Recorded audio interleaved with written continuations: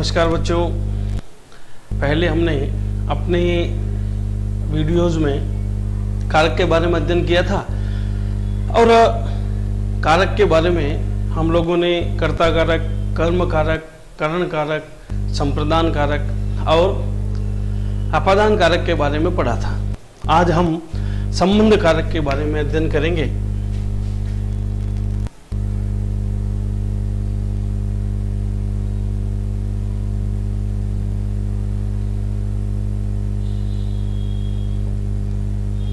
संबंध कारक क्या है? नाम से ही पता चलता है कि संबंध कारक क्या करता है। दो संज्ञा या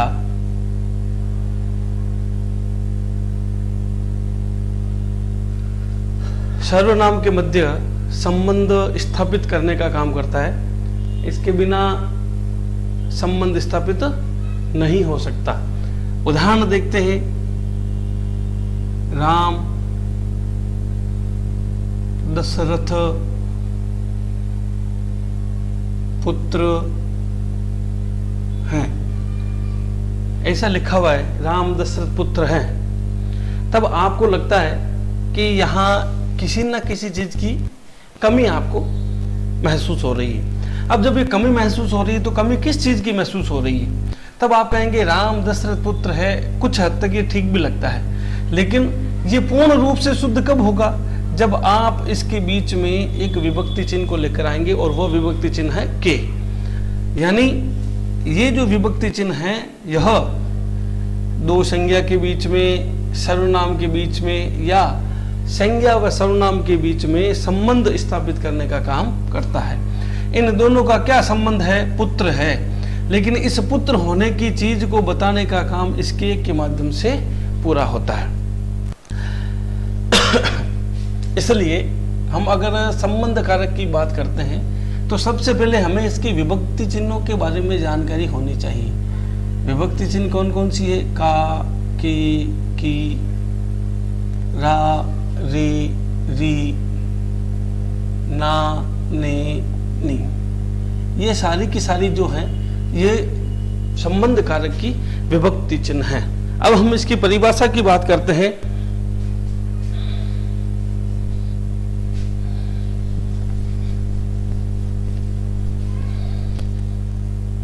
संबंध कारक क्या करता है? संबंध कारक शब्द का वह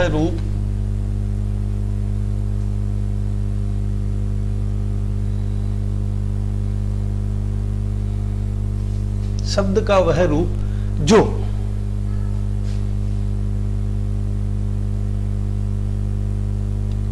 वाक्य में संज्ञा या सर्वनाम के मध्य, संज्ञा या सर्वनाम के मध्य या संज्ञा या सर्वनाम शब्दों के बीच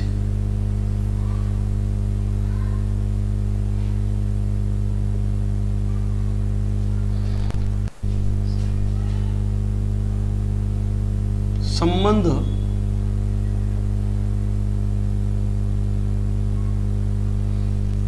बतलाने का कार्य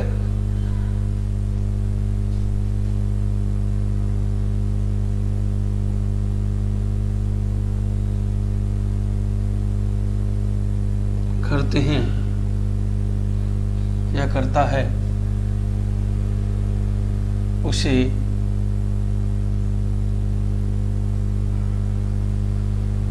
संबंध कारक कहते हैं।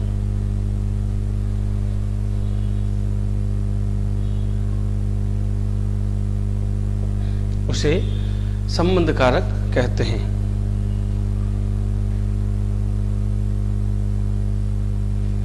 अब किस प्रकार से वह 20 वर्ष का को मैं एक बार छोड़ देता हूं, केवल ऐसा ही लिखता हूं। यदि मैंने इस प्रकार से लिखा है और इस प्रकार से लिखने के बाद आप लोगों से मैं पूछूं कि यह वाक्य क्या पूर्ण है तो आप इसको पढ़ते ही कहेंगे इस वाक्य में किसी न किसी चीज की कमी आपको नजर आ रही है। वह किस चीज की कमी है? तब आप कहेंगे यहाँ एक विभक्ति चिन्ह आना चाहिए। वह 20 वर्ष का युवक है। तो यहाँ 20 वर्ष का वह और युवक, इन दोनों के बीच में 20 वर्ष का जो संबंध स्थापित करने का काम कर रहा है, वह कौन कर रहा है? का विभक्ति चिन्ह कर रहा है। यदि यहाँ का विभक्ति चिन्ह नहीं हो तो इन दोनों के बीच में किसी भी प्रकार का कोई भी संबंध स्थापित नहीं हो सकता। अगला वाक्य देखिए, मोहन राम का भाई है। यदि इस प्रकार से लिखा हुआ है मोहन राम का भाई है, तब राम और मोहन के बीच में क्या संबंध है? उस संबंध को दर्शाने का काम का करता है। मोहन राम भाई है, का लिखेंगे तो आप निश्चितता के मोहन राम भाई है ऐसा ठीक है, लेकिन का लिखते ही क्या हो जाएगा कि यहाँ एक निश्चितता का भी बोध हो गया।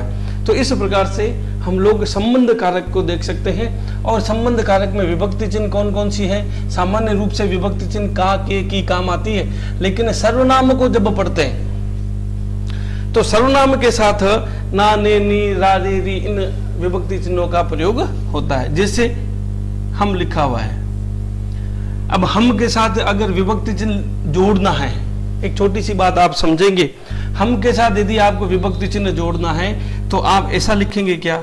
हम का। क्या ये विभक्ति चिन्ह का लगाने पर इसकी शुद्धता नजर आती है? ये पूर्ण रूप से अशुद्ध है। तब हम क्या करेंगे? इसके साथ विभक्ति चिन्ह लगाएंगे हमारा। कौन सी विभक्ति चिन्ह लग गई? रा विभक्ति चिन्ह लग गया। मान लीजिए मैं लिखा हुआ है,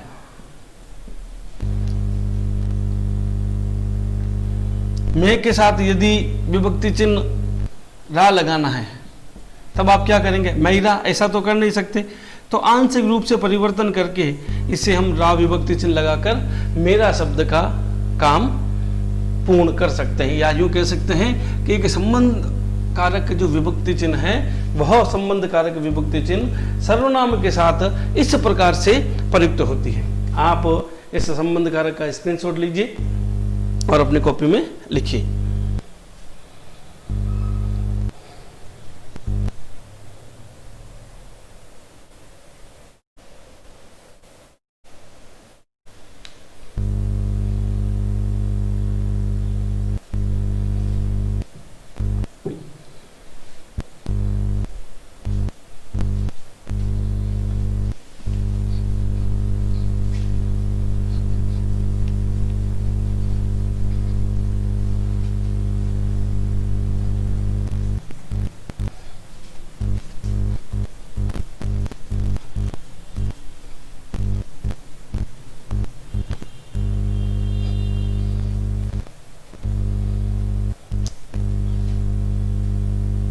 अगला जो 7 नंबर है वह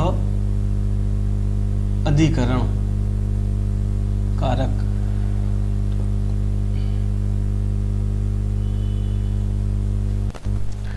सबसे पहले तो इस अधिकरण शब्द का जो अर्थ है वह क्या है? तो कहते हैं कि अधिकरण जो है वह क्रिया का आधार है या क्रिया का आश्रय है।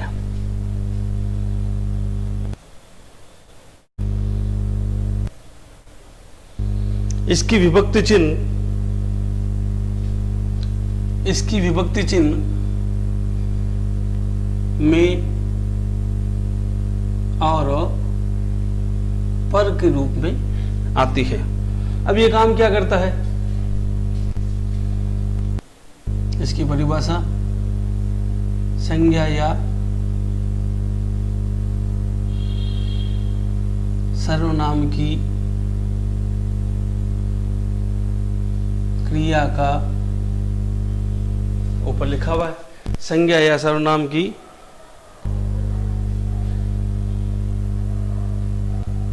क्रिया का या क्रिया के आधार का बोध कराने वाले चिन्ह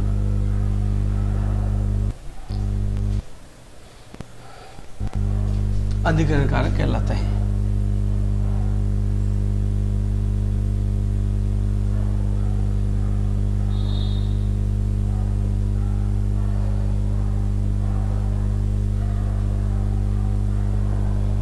अधिकरण कारक कहलाते हैं। अब इसका उदाहरण किस प्रकार से करते हैं?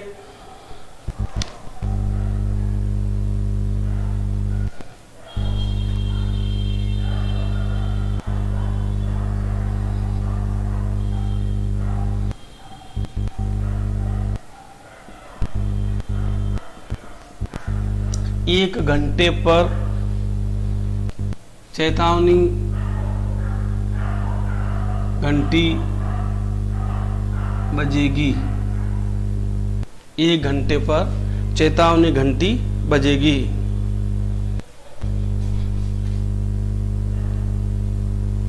इस मंदिर कई मूर्तियां पड़ी है।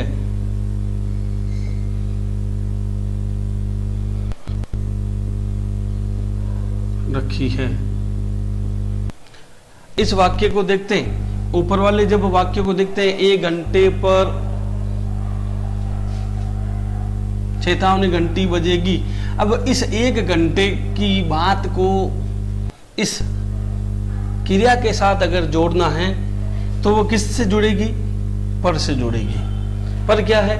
अधिकरण कारक है। यदि आप इसका इसके बीच संबंध, या यूं कह सकते हैं इस क्रिया का यदि आधार बनेगा तो यह अधिकरण कारक ही बनेगा। आश्रय बनेगा तो अधिकरण कारक ही बनेगा। अब इस चीज को दर्शाने के लिए मैंने एक एग्जाम्पल और नीचे लिख दिया ताकि इस बात को आप सरलता से समझ सकें।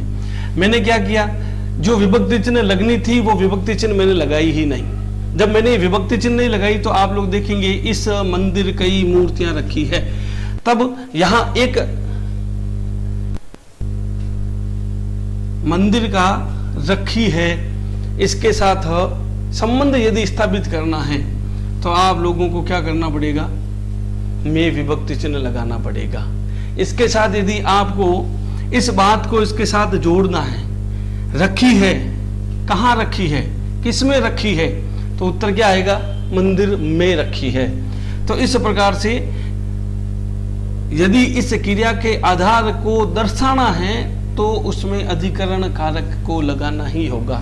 मैंने यदि इस अधिकरण कारक को नहीं लगाया तो आप लोग देख रहे हैं कि यह जो वाक्य है यह वाक्य अधूरा नजर आ रहा है। और इसको पूर्ण कब बनाया जाएगा? जब इसके साथ अधिकरण कारक का प्रयोग किया जाएगा।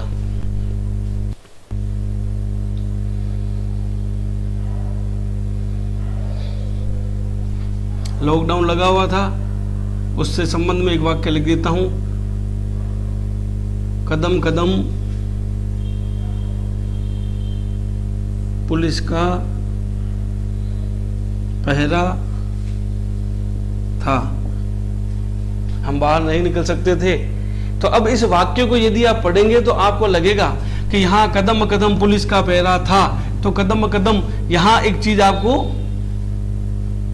अधूरी नजर आ रही है। तो इसको पूर्ण करना है तो आप लोगों को पर यानी इसका संबंध इसके साथ करने के लिए अधिकरण कारक, इसीलिए कहा गया है कि अधिकरण कारक क्या करता है? क्रिया का जो आधार या क्रिया का जो आश्रय है वो कौन है? अधिकरण कारक है। आप इन उदाहरणों को और इस परिभाषा को अपने कॉपी में लिखिए, इसका स्क्रीनशॉट लीजिए।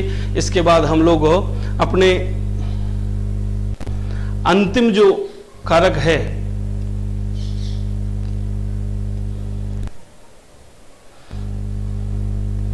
उस अंतिम कारक के बारे में अध्ययन करेंगे।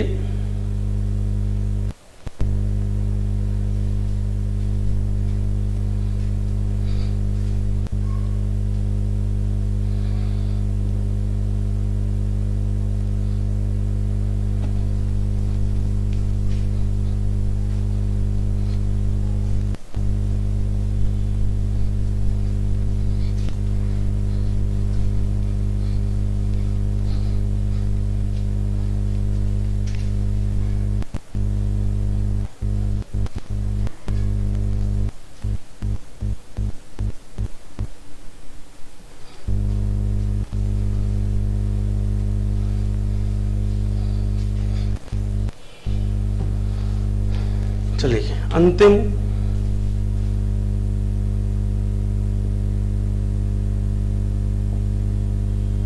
संबोधन कारक। इस संबोधन का मतलब ही हो गया किसी को पुकारना, किसी को बुलाना। तो इसकी परिभाषा इस नाम के अनुसार ही बनती है।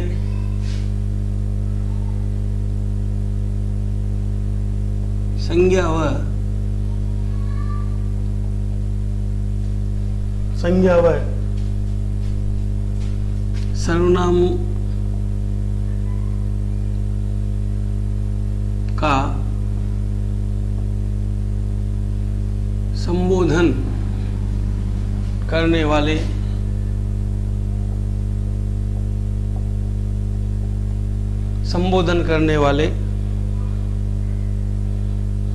चिन्हों को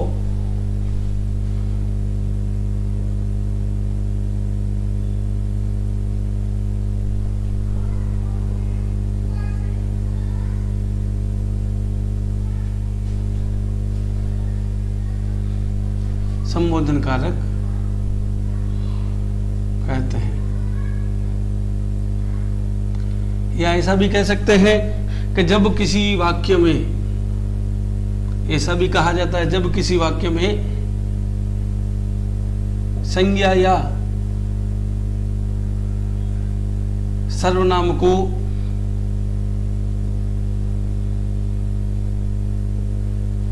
पुकारा जाता है या संबोधित किया जाता है,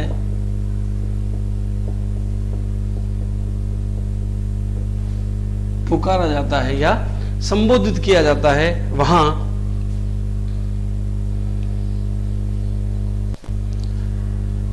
संबोधन कारक का प्रयोग होता है। अब वो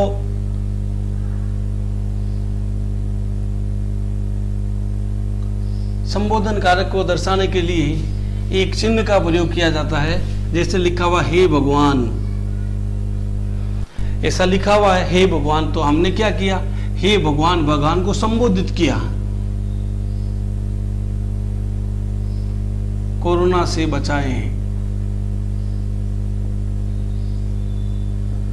आपने ऐसा लिखा हे भगवान, तो यहां आ गया कोरोना से बचाएं। अब भगवान भी वापस आपको यदि जवाब देता है तो वो कहता बालक, तो भगवान जब आपको संबोधित करके कहता है तो बालक कहता होगा, तो बालक